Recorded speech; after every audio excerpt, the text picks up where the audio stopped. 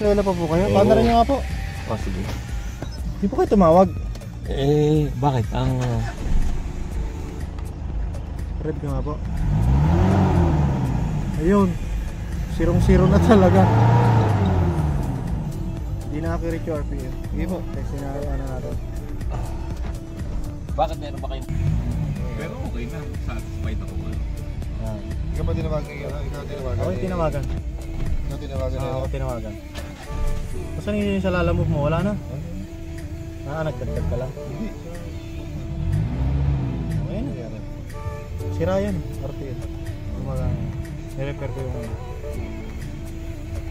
po, naiayos na po natin yung gauge niya. Ayan na po. Compare nyo po sa kanina. Okay na po. Magana na. Tapos yung headlight ni sir, hinigpitan natin yung socket.